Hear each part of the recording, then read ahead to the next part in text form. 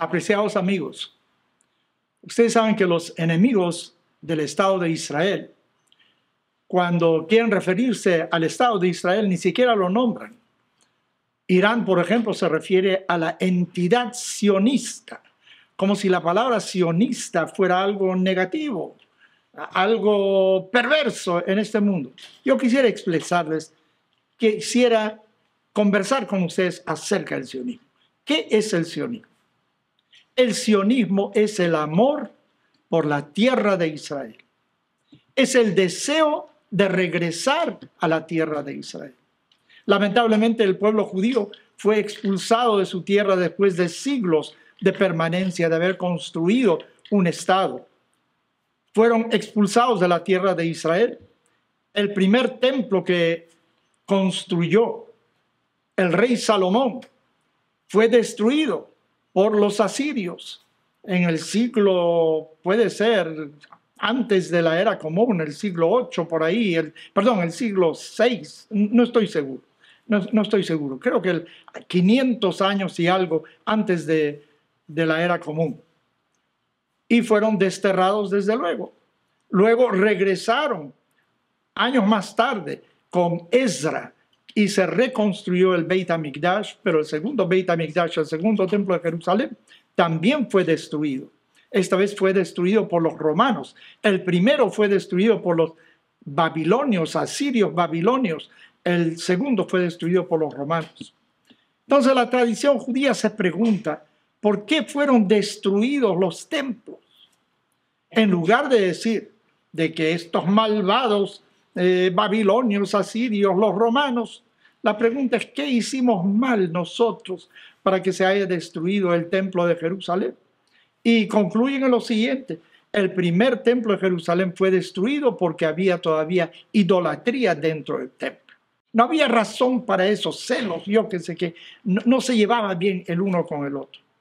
Y por eso es que Dios decidió la destrucción de los templos. O sea que los asirios y los romanos eran los instrumentos de Dios para destruir los dos templos por la desviación de nuestros antepasados. Bueno, si es que Dios fue quien decidió la destrucción de los templos, ¿quién debería decidir la reconstrucción de los templos? Debería ser Dios. Entonces, por eso es que mucha gente, muchos del pueblo judío decidieron, nosotros no podemos hacer nada. Deja de que Dios intervenga de alguna manera. Pero mientras tanto, el exilio del pueblo judío fue algo terrible, terrible.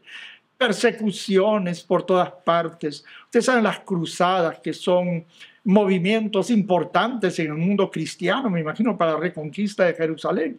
También para las comunidades judías fue algo desastroso, tremendamente desastroso, con violaciones. Los cruzados también en su paseo, en su pase por diferentes ciudades, violaron mujeres, robaron, hicieron de todo, porque después del todo, aunque había gente decente, me imagino las cruzadas también, eso también aunó a mucha gente que no era tan decente y utilizaron ese movimiento militar para cometer atrocidades diferentes.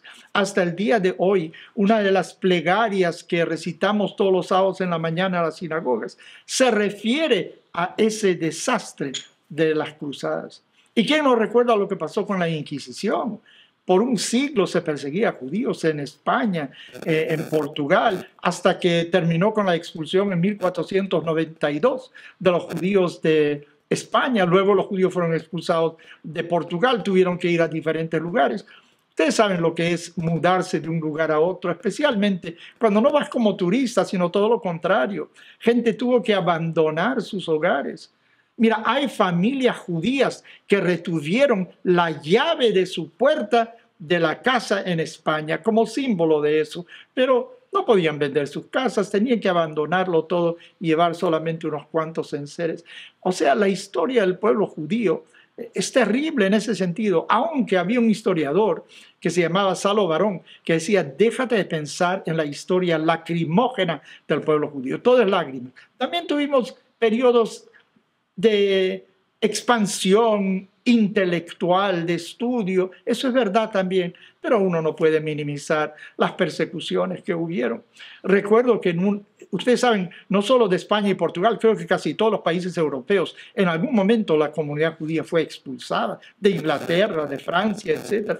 Recuerdo que mientras estaba en Caracas, en una oportunidad escribí un artículo en uno de los periódicos, unos diarios de Caracas, donde decía que los polacos se habían portado muy mal durante la Segunda Guerra Mundial con su población judía.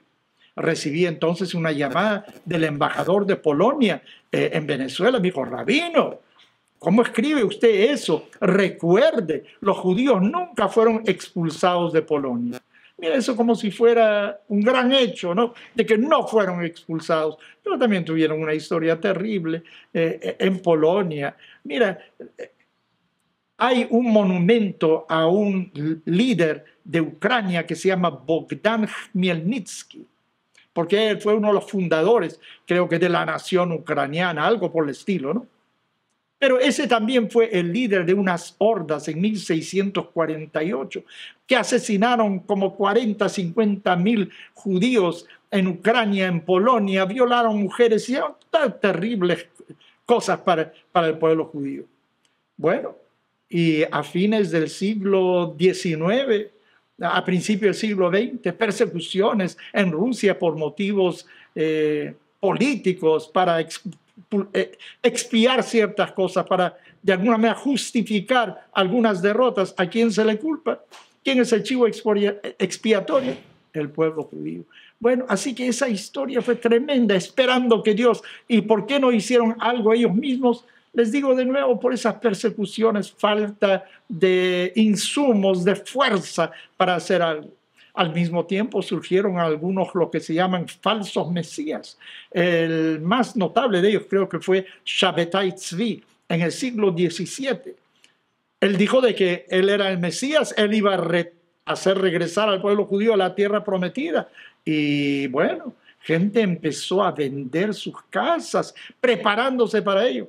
Lamentablemente todo terminó en un desastre, creo que se convirtió al Islam este señor Shabbatai Tzvi. Hubo otro, Jacobo Frank, más tarde. Desastres por todas partes. Y al mismo tiempo, en el siglo XVIII, viene la Revolución Americana, donde 13 estados en aquel entonces se deshacen del dominio del Imperio Británico que dominaba los Estados Unidos de aquel entonces, conforma una nueva nación, los Estados Unidos. Viene la Revolución Francesa con igualdad, fraternidad, para todo el mundo igual, menos para el pueblo judío. Bueno, hubo entonces muchas personas que empezaron a pensar, mira, ¿por qué otros pueden independizarse y por qué nosotros no? ¿Por qué somos perseguidos? Uno decía que era un médico. ¿Saben por qué somos perseguidos? Porque estamos enfermos. ¿Por qué estamos enfermos? Porque nos falta algo para nuestra salud. ¿Qué nos falta para nuestra salud nacional? Tener tierra propia. Si tuviéramos tierra propia, seríamos una nación como el resto de las naciones. Entonces lo que hay que hacer es retornar a la tierra de Israel. Hubo un judío que estaba un poco alejado de la tradición judía, se llamaba Teodoro Herzl. Él era un reportero y él quedó muy impresionado por ese juicio que se le hizo a Alfred Dreyfus, un capitán francés a quien se culpó de traición a la nación, y eso era totalmente falso. Y él reaccionó frente a eso, se interesó más por la cuestión judía y dijo que la solución del pueblo judío es el establecimiento de un Estado independiente. Y él decidió formar un movimiento nacional político esta vez. Reunió un congreso en 1897 en la ciudad de Basilea, en Suiza, donde se reunió con gente vestida formalmente, con frac y no sé cuántas cosas, para hablar sobre la cuestión judía. Y él dijo en aquellos días, ¿no? Mira, un Estado judío va a nacer. No sé si mañana, dentro de 50 años seguramente va a nacer. Y fue como un profeta, porque 50 años más tarde, en 1947, las Naciones Unidas decidieron, la Asamblea General, de dividir a Palestina de aquel entonces en dos estados. Un estado árabe y un estado judío. Bueno, luego vino una declaración de Inglaterra, porque ellos tenían la potestad de administrar el Medio Oriente. En el Medio Oriente no había naciones así bien definidas, se hicieron límites, todo medio artificiales, así nacieron todas las naciones, Irak, etcétera, alrededor de Israel. Y hubo un ministro británico que se llamaba Lord Balfour, que escribió una declaración en la cual decía de que el gobierno de su majestad ve con buenos ojos el establecimiento de un hogar nacional para el pueblo judío. Bueno, ese fue un paso importante en aquel entonces, pero sobre todo la decisión de las Naciones Unidas de dividir a la Palestina de aquel entonces en dos. ¿Había presencia judía en Israel en aquel entonces? En la Palestina de aquel entonces. Siempre hubo una presencia judía desde el momento del destierro. Algunos regresaron. Figuras muy importantes como Maimónides, Nachmanides, fueron a Israel. Claro, había pocos, no había muchos, pero con los pogroms que hubo en Rusia, en Polonia, a fines del siglo XIX, a principios del siglo XX, hubo todo un movimiento de ir a Israel.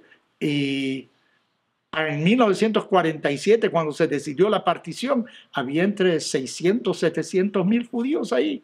Ellos encontraron Israel totalmente abandonada, la Palestina de aquel entonces. La ciudad de Tel Aviv, por ejemplo, nace a principios del siglo XX sobre las arenas, no había nada ahí. Y hoy en día es la ciudad más importante de Israel. Tecnológicamente hablando, no tiene par en Israel hoy en día la ciudad de Tel Aviv, aunque la capital desde luego es Jerusalén, que también es una ciudad muy importante desde luego en Israel. O sea que la partición que decidió la Asamblea General de las Naciones Unidas no era que iban a importar judíos, ahí estaban. Era cuestión de dividir ahora el país en dos, o sea, el territorio en dos, una nación judía, una nación árabe. Bueno, 6 meses más tarde, el 14 de mayo de 1948, se declaró formalmente el establecimiento del Estado de Israel como un Estado judío. Los árabes nunca establecieron un Estado en su territorio que les asignó la Asamblea General de las Naciones Unidas.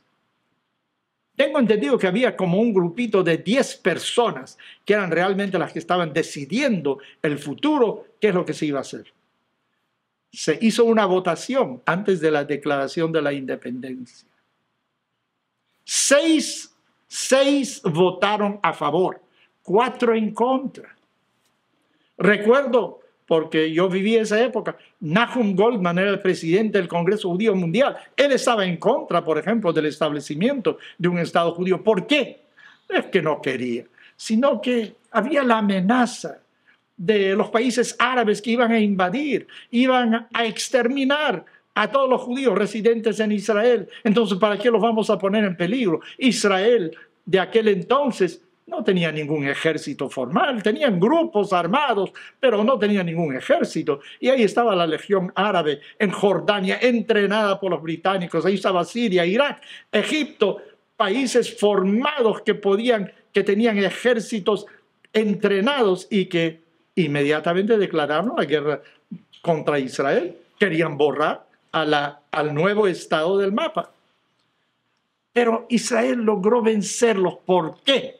¿Cómo es que pocos logran vencer a muchos? Eso ocurrió en Hanukkah, la historia de Hanukkah, un par de mil de años atrás. ¿Por qué lograron? Por la mística, porque la alternativa es la muerte. Mira, los otros están luchando para vencerte, pero tú estás luchando para sobrevivir. Y no olviden, eso es un par de años después del Holocausto, cuando una tercera parte del pueblo judío fue exterminado. O sea, es una realidad que se puede matar a judíos. Entonces, iban a dejarse matar. Lucharon con todo lo que tenían, con las uñas, con lo que sea. Yo recuerdo, yo era un estudiante en Yeshiva University en aquel entonces, y recuerdo que en 1947, en diciembre por ahí, algunos de los muchachos mayores desaparecían de noche, y después nos decían, estaban empaquetando armamento que venía de Checoslovaquia de aquel entonces. Hoy ya no existe eso. Hay una República Checa y otra Eslovaquia. En aquel entonces había Checoslovaquia. Ellos estaban dando armamento a Israel, a los que estaban luchando en Israel, preparándose desde luego. Mira, es que cuando uno está contra la pared y quiere sobrevivir, y sobre todo cree en la justicia de su causa, no es que el pueblo judío estaba conquistando la tierra de Israel. Mira, nunca hubo un estado árabe en lo que es el territorio de Israel. Esa es la realidad. Nunca hubo un pueblo palestino realmente. Había una nación árabe. Mira, tienen varios países por todas partes, enormes territorios, pero había una nación judía que estaba establecida por siglos en esa tierra. El pueblo judío no estaba conquistando, estaba retornando a su país de origen. Eso es lo que estaba haciendo el pueblo judío. Entonces la lucha del pueblo judío era totalmente diferente. Y uno puede ver cómo Israel ha progresado. Unos años más tarde, en 1967, hubo la Guerra de los 6 días, donde Israel derrotó en 6 días a las Fuerzas Armadas de varios países alrededor.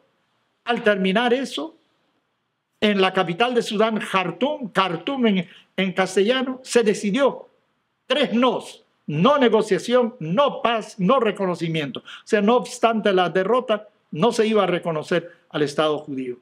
Bueno, aunque no lo reconozcan, por otro lado, la Unión Soviética y los Estados Unidos reconocieron inmediatamente al nuevo Estado de Israel. Estados Unidos lo hizo a minutos después del establecimiento. Los países latinoamericanos. Y desde entonces, uno quiere ver los resultados. ¿Se equivocó la historia al establecer el Estado de Israel? Miren, es un país donde hay democracia, donde la gente tiene los mejores hospitales. Es un país de primer mundo, de tecnología avanzada, donde se ha convertido el desierto en jardín, donde se contribuye a la sociedad, donde se contribuye a la humanidad. Ahí, por ejemplo, las grandes compañías como Intel, IBM, Microsoft, no tienen solamente agencias para vender los productos, tienen oficinas de investigación, para crear nuevas cosas. En Israel está en la punta de la tecnología en todo el mundo. Entonces, si uno mira para atrás, nos equivocamos al establecer el Estado. Es todo lo contrario. Le ha dado la posibilidad al pueblo judío a demostrar su genio real, su deseo de vivir en paz. ¿Tienen los árabes derecho a un Estado al lado de Israel? Yo creo que sí. Pero en este momento no creo que es posible. ¿Por qué no es posible? Porque tú lees los textos que se le enseña a niños árabes, donde se elogia a los mártires. ¿Qué son los mártires? Son asesinos que matan a gente inocente. Una cosa es una batalla contra otra fuerza armada, otro es simplemente hacer estallar una bomba en un restaurante donde muere todo el mundo. Niños, ancianos, etcétera, sin discriminación. Eso es algo totalmente diferente. Yo creo que el mundo palestino tiene que llegar a la conclusión: ¿quieres ser una nación? ¿Por qué no? Pero tienes que comportarte de una manera diferente.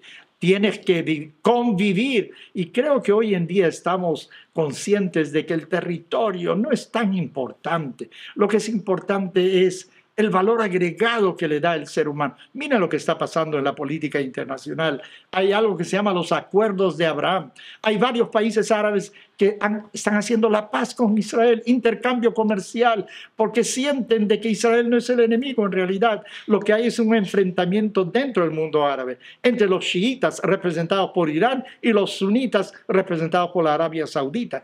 Y ese es el real choque que hay hoy en día. Y muchos de esos países se están aunando a Israel porque saben que Israel lo que busca es convivir. Israel no quiere conquistar territorio. Israel quiere simplemente que le dejen progresar, vivir para aportar más al propio pueblo judío y al mundo, al gran mundo anterior. No olvidemos, el Holocausto demostró que en el siglo XX, yo estaba vivo entonces, se puede exterminar a un pueblo. El pueblo judío no está dispuesto a exponerse a eso nuevamente, sino todo lo contrario. Debemos de convivir, debemos de amarnos los unos a los otros y juntos asegurar que tengamos un futuro para toda la humanidad, para nuestros hijos, para nuestros nietos, para nuestros bisnietos. Sionismo es entonces, en realidad, el deseo del pueblo judío de vivir de existir, de contribuir. Es el amor del pueblo judío por la tierra de Israel, y ese amor lo ha manifestado al convertir lo que era un territorio árido en un jardín, en algo donde no había cultura, en algo donde hay la mayor producción de libros per cápita en el mundo, donde hay teatro, donde hay arte, donde hay ciencia, donde hay paz y tranquilidad. Entonces estoy orgulloso de ser sionista. Lo fui desde mi juventud y lo continuaré siendo por el resto